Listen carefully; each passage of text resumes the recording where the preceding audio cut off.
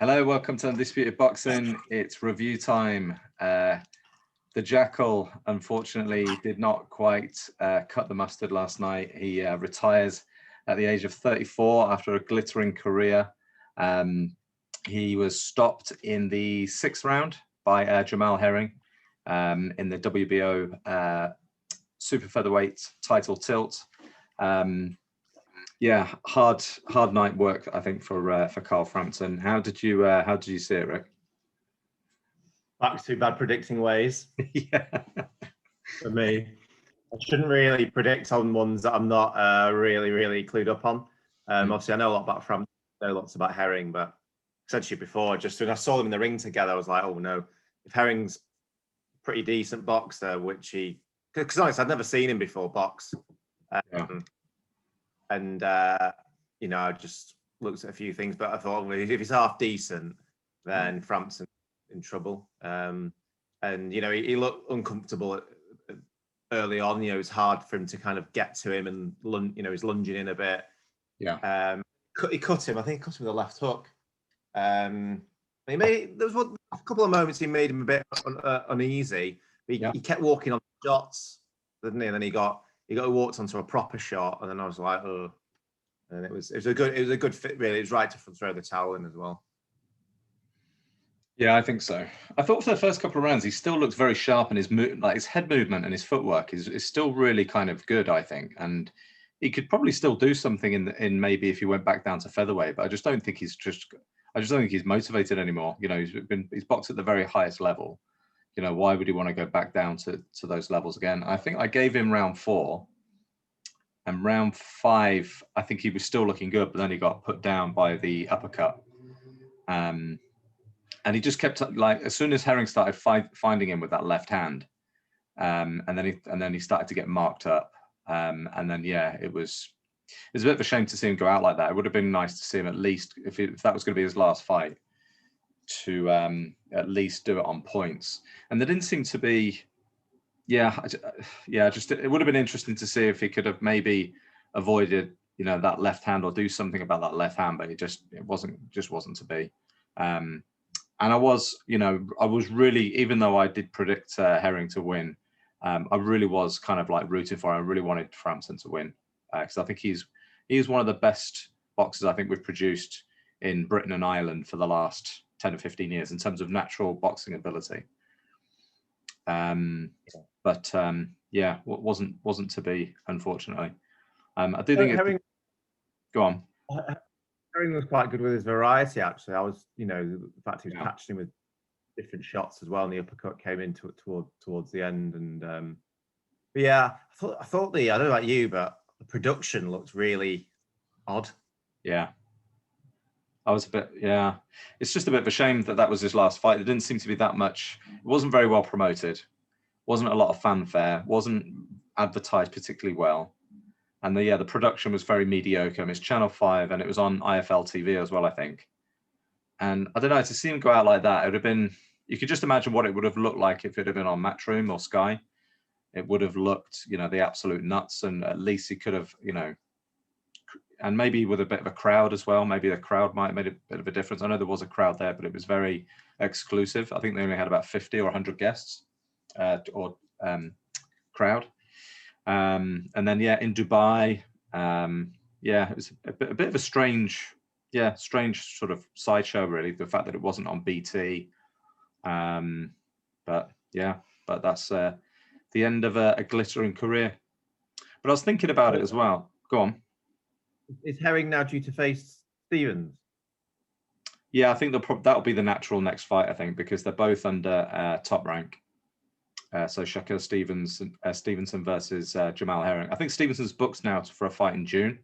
So whether he'll have a keep busy fight and they'll fight later on in the year, or whether Jamel Herring will maybe take a little bit of time out. And I don't know what his mandatory obligations are, but I think there is talk that will be the next fight, Herring versus Stevenson, providing he comes through his next fight, which I think is, from what I understand, is a bit of an easy touch. It's the WBO, so there probably is no mandatory obligation. Yeah. But where do you sort of rank Carl Frampton of the best sort of Irish boxers that we've had of the last 25, 30 years. I guess there's not that many to choose from, but he's definitely in the conversation, I think, for one of the best of the last 25, 30 years. He's Northern Irish, isn't he? Yeah. Yeah. I mean, he's big. He's had some of those big nights and stuff, and it's a shame because I think if he'd have won this, he would have. And you're right, it is bad going out in this way. But because I think he wanted to. If he won this, he would have gone for a unification straight away, and they would have done it at, I can't remember what it's called, but the stadium in Northern Ireland, probably in late summer. Yeah, the Odyssey.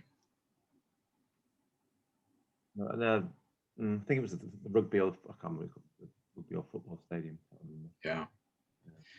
I guess the pinnacle of his career was probably when he beat Leo Santa Cruz in Vegas for the featherweight title.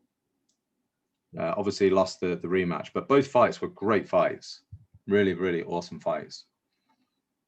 But I guess he came at a time as well where the divisions that he was in, super bantam, it was a stacked division, super bantam and featherweight, because he came at a time when obviously Rigondeaux was regarded as the consensus number one in super bantam, and then when he went up to featherweight, obviously Lomachenko was around, Nicholas Walters, guys like that. But yeah, I think still a glittering career.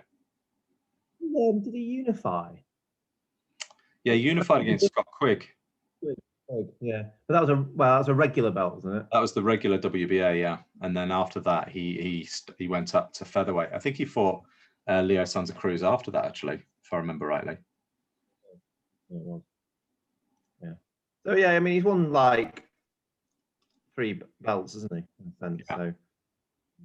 Yeah, 2-weight world champion, no slouch, awesome career. Another fights. Tim Tszyu won again. I think his 18th fight against Dennis Hogan in Australia. That was on Wednesday night. So Tim Tszyu is now, I think he's worked his way into the top 5 or top 10 in the world for super welterweight. So it'll be quite interesting to see what they do with him next. Whether they bring him to the US. There's obviously a lot of fights stateside. But he looked really good. I don't know if you saw it. Tim Tszyu versus Dennis Hogan.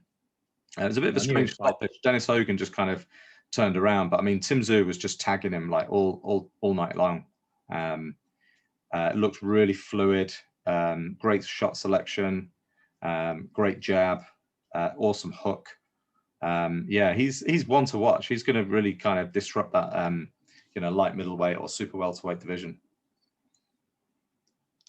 And the Uzbekistanis were on display as well. My tip for 2021, Israel Madrimov fought against, I can't remember his name now, somebody from from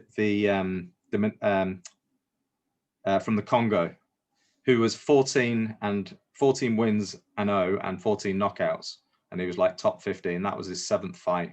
It went to point. It was a 10-rounder, but it was a bit of a cagey first start to the fight, but Madrimov's class really started to show through second half of the fight, and he was just landing shots at will. And then Akhmadliev, the super bantamweight, who's the champion, he beat Danny Roman last year, super bantam. He won again, and Giasov, who is the light welterweight, got a stoppage win. So all three look really, really good, and I think they're going to cause problems in their respective weights. It was weird. That was a Matchroom card, wasn't it? Yeah, Matchroom. Yeah. Yeah, I don't think it was on Sky. Was it not? Oh, it would have been on DAZN. It was DAZN. Yeah. You're right. Yeah. It makes you wonder now if we'll get any international fights on Sky anymore. Yeah, possibly not. I don't know. Other than if AJ fights abroad, there might be a thing on with that. But you know, if say like White fought Wilder in the US, Zone would have it. Yeah, probably. All right. How long was that? I think that's the results done. Prediction. I'm back up on the predictions. Swinging around. We'll have to do a scores on the doors like halfway through the year, see how we're doing. All right. All right. Thanks everybody for listening. If you're new to the channel, please help us like and subscribe. All right, we're out.